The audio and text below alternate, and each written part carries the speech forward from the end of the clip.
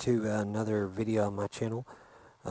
Today I'd like to talk a little bit about my long-term review. I've had this bike a little over 2 years now.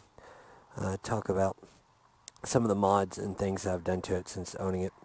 First of all, I guess what I'll start at on the mods is this is a Pug double bubble front windscreen. It is about 3 inches taller than stock and shaped a little different. It does move some of the wind from kind of the upper part of your chest to around bottom to upper part of your helmet. There is some wind buffeting at highway speeds, but it's better than stock was. Another thing I've done to it is this is my ram mount setup I have on mine. This is molded for my Brigadier phone I have, which is waterproof and shockproof and drop proof and all that stuff. So it's perfect for what I use it for on that, as far as using it for navigation and stuff. One of my future mods, what I'm going to do, I'm going to put a charger, USB car charger set up on here, so that way on long trips I don't run low on battery. I've put new tires on it. Since I had it when I bought the bike, I only had 3,500 miles on it, so the tires were in good shape, but they were getting a little worn. I'm not sure which exactly one it comes with from the factory. It's Dunlop something. These are Michelin Pilot Road 4s, front and rear. I've also put a Two Brothers cat back exhaust on there, and it does come with the tail tidy kit. I don't know if you can see that real well, but it cleans up the back of the bike well.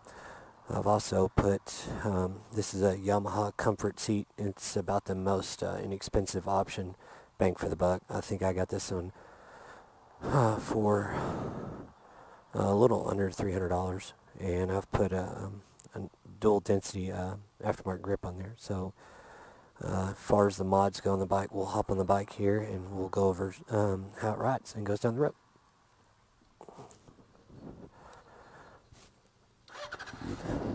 Another thing to mention, what I have done is on the Two Brothers exhaust, I put the silent core inserts in there.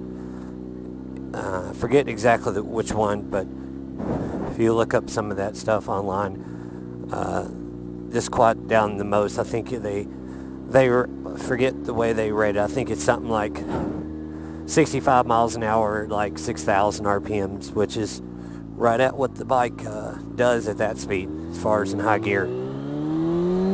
But it does considerably quiet it down quite a bit, actually. It makes it tolerable where you can still hear it but not be obnoxious like it was from the get-go. As far as where the bike goes, this bike, for those of you who don't know what a fz6 is, it is a 600 standard. As you can see, it doesn't have clip-ons. It has regular bars. The rear set, it does have rear sets, but they're not uncomfortable by any means. I've rode this bike 250 miles plus day, as far as like in my area where I live in East Tennessee, on Blue Ridge Parkway and other back roads and some highway 4-lane and 2-lane highway stuff, 55, 6 mile speed limit.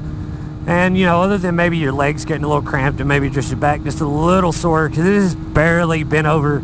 It's not as upright as, say, like the new the newer FCs, like the fz6 and the fz6, but it's not bad. I'm 5'10" myself with a 32-inch inseam, and I don't feel cramped on this at all. Like I said, you know, every now and then, you know, maybe after about 100 miles, it's good to kind of get off bike and stretch your legs out, stretch your back out some, and just take a break from riding, because on any bike, you know, for that matter, you're going to get a little saddle sore as far as, you know, being in one position for so long, because unlike cars, motorcycles, you can't just lean the seat back a little bit and, you know, turn the radio up and kind of relax. You have to be, you know, alert of what's going on to watch out for all the cautions out there. Even, you know, where I live, even when there's not much traffic, like right now on a Sunday morning while I'm riding, you still have other traffic, and you have lots of wildlife around here and stuff, and people with,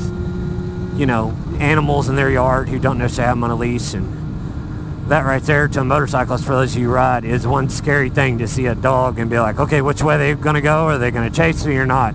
So your best bet is you know, not to really break any traffic laws. It just, whatever the speed limit is, just as soon as they see you and you see them, just go, and, you know, kind of that flight or flight thing, and just get away from them. That's one of the things actually teaching the MSF course is to originally slow down, then speed up, because that messes up the angle on which the animal is trying to, by instinct, hunt you, so to speak. Anyways, sorry to get off topic there, back to the bike. Bike's really smooth as far as the motor and the vibrations, as long as you keep it, say, under 8,000, which, as long as you're not riding real aggressive, you will, as far as just going up to the gears and riding down the highway and stuff. It gets, in the way I ride it, in the terrain I ride it in, and as far as the climate where, and stuff like that, it gets anywhere from, I'd say, mid 40s to high 40s. This bike has, I believe it's a 5.2 gallon gas tank, and I can get by the odometer anyway what's indicated. However accurate that is, that's pretty accurate on mine, because mine still has stock gearing. I get anywhere from 180 to right at 200 miles in the tank, and then the little low fuel light comes on where this bike does have a gas gauge. It goes down to 1 bar, and then it starts flashing, and then it has a trip. It says F trip, which is meaning how long you've been on that warning light. I don't really trust stuff like that. I just kind of do it the old school way, like the way you're taught in the MSF course. Don't trust the fuel gauge. You know, the fuel gauge itself, no matter how accurate it might be, last thing you want to do is be pushing a bike down the road to a nearest gas station, especially if you're out in the middle of nowhere. You know, that could really mess you up, even if you're riding by yourself or not. But no, the bike does well. I mean, it's very flickable as far as side to side. That's just me moving my heels on, you know, not even counter steering. Very stable. The front brakes they're pretty good, but they could be a little better.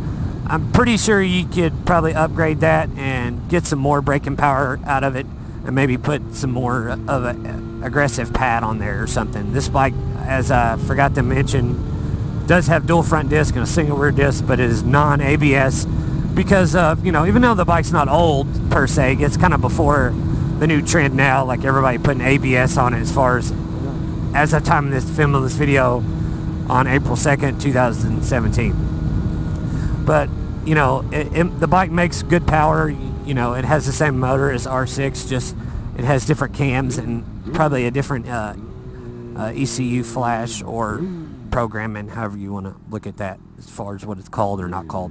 But like right here, highway speed, first gear, almost wide open, and there's 10,000. I mean, you know, I'm already at speed limit right there, and first and second, and then short shift to third, and then went from third to sixth.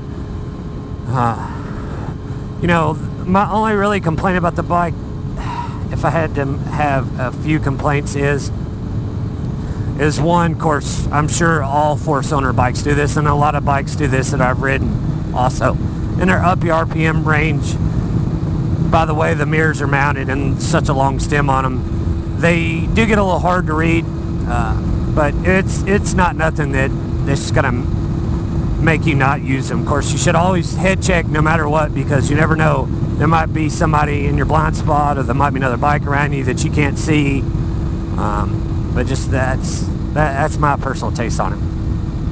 But I forgot to, I don't know if anybody seen, but when I did my walk around of mods, one thing I also forgot to mention is I put a Cortec 30-liter tail bag on there. It comes with a, it is expandable 30 liters the way you guys seen it, if you're still watching this, seen it. It's in the 20-liter form. The side pockets zip, and it expands out, and that gives you your 30 liters.